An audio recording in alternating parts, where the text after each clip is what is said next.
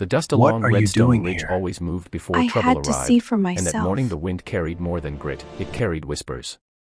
The kind that spread fast in small towns, the kind that slithered under swinging saloon doors and over half-drunk poker tables, the kind that made even old church ladies lean forward on creaky porches to catch every detail.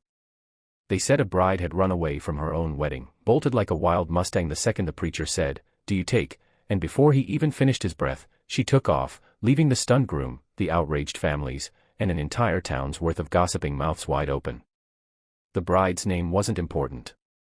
What mattered was the men she had left behind, a well-respected rancher named Jace Calder, known for his quiet strength, iron will, and reputation for never being embarrassed by anything. But today, Redstone Ridge thought they'd finally found the one event that would humble him, a runaway bride. And not just any runaway bride, his. Folks gathered outside the sheriff's office, waiting to hear what Sheriff Dalton, known as the town's loudest laugher and biggest talker, had to say about it. He didn't disappoint. When Jace walked into that dusty office, boots hitting the wooden floor like thunderclaps, everyone held their breath. The sheriff leaned back, slapped his knee, and laughed so hard he nearly tipped his chair. "Your bride ran away, Jace," he cackled. "Ran straight out the church window. I ain't never seen a woman climb in heels that fast. Guess marriage weren't worth the trouble." But Jace didn't flinch. His eyes stayed cold, unreadable, and that only made the sheriff laugh harder. "Don't worry, rancher," Dalton wiped a tear from his eye, still half laughing, "if it's a bride you want, I can arrange something. Her sister's still available. The big one. The obese one." A few men nearby snorted, hiding their laughter behind their hats. "She ain't gonna run," the sheriff added, grinning, "she can't." But the laughter died when Jace slowly lifted his head, stared straight at the sheriff, and said four words that froze the room like a winter wind. "I want her." Silence crashed down. A poker chip dropped from someone's hand and rolled across the floor. The sheriff blinked, mouth hanging open, unsure if he'd heard right. "You want her," he repeated. "The sister?" "Yes," Jace said simply. "Send her to my ranch." The sheriff sputtered. The men outside stiffened in shock. And in one small house at the end of Willow Lane, a woman named Mara, heavier, quieter, softer-spoken than most, and long accustomed to being laughed at or overlooked, felt her world turn upside down when the sheriff's deputy pounded on her door with orders to bring her to Jace Calder immediately. Mara's parents didn't ask her opinion. They didn't ask if she wanted to go. They simply grabbed her shawl, pushed it into her hands, and said, "A man like him asking for a girl like you. Don't you dare ruin this chance." She tried to ask questions, but no one listened. And so she walked to the ranch in trembling silence, her heart pounding, the sting of humiliation burning her throat. She knew why Jace wanted her, everyone did. He'd been mocked, humiliated, made the butt of every joke in town. Asking for her, the obese sister, was probably his revenge, a way to make people laugh even harder. Or so she thought. The ranch stood massive against the horizon, wood fences stretching wide, cattle grazing lazily under the sun. Jace was on the porch when she arrived. Mara swallowed hard. She wasn't pretty, not like her sister. She wasn't elegant. She knew the whispers, knew them too well. But Jace wasn't smirking. He wasn't gloating. He wasn't even looking at her body. His eyes stayed on her face, steady, calm, almost gentle. "Mara," he said. Just her name, simple, quiet, respectful. She fidgeted with her hands. I know why you asked for me," she stammered, eyes on the ground. "You want people to laugh. To make a point. I get it." Jay stepped closer. "Is that what you think?" She didn't answer, but the pain on her face said enough. Jace exhaled slowly. "I never wanted your sister," he said. "That marriage was arranged between our families. She never wanted me either." Mara blinked, startled. Jace continued, "But every time I was in town, every time I visited, every time I spoke to your family, you were the only one who looked at me with kindness. You talked to me like I mattered, not like I was some business agreement." Mara's breath caught. "You noticed me." "How could I not?" he replied. "You were the only honest soul in that entire house." She felt her cheeks warm. She didn't know whether to believe him. "But why ask for me like that?" she whispered. "In front of everyone."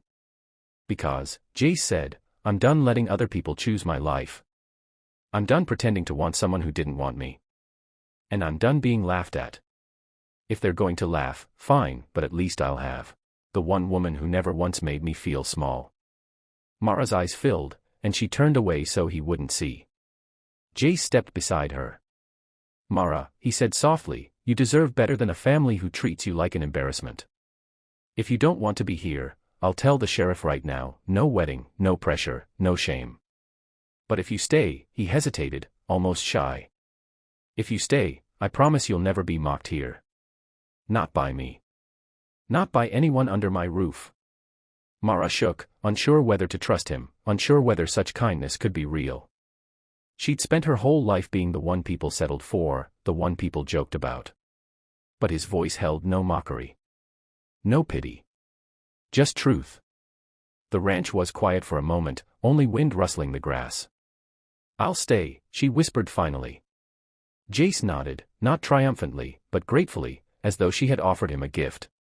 Word spread quickly across Redstone Ridge. Jace Calder had taken the obese sister as his bride, and not out of obligation or humiliation, but by choice.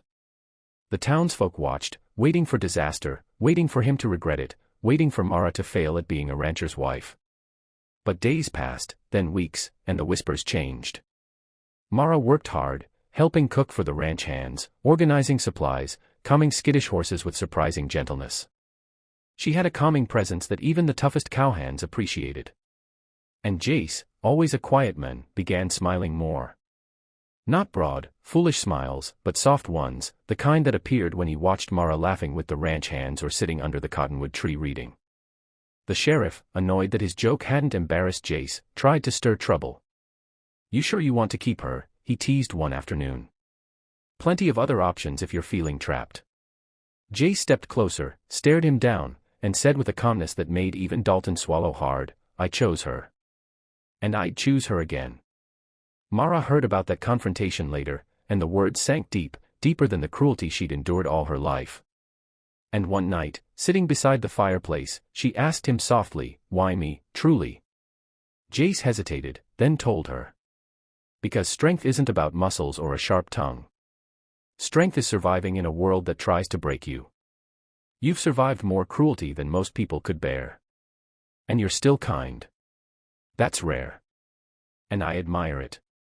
Mara's eyes watered again, but this time not from pain. And slowly, very slowly, trust formed.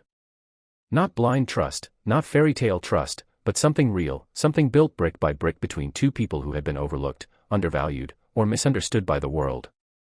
Redstone Ridge kept gossiping, of course.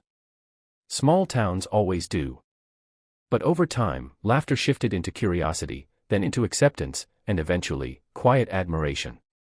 Mara held her head higher. She smiled more. She found her voice. And Jace found peace he hadn't realized he'd been missing. And if anyone ever asked him whether he regretted choosing the sister everyone mocked, he simply replied, she was never the wrong one. Everyone else just failed to see her worth.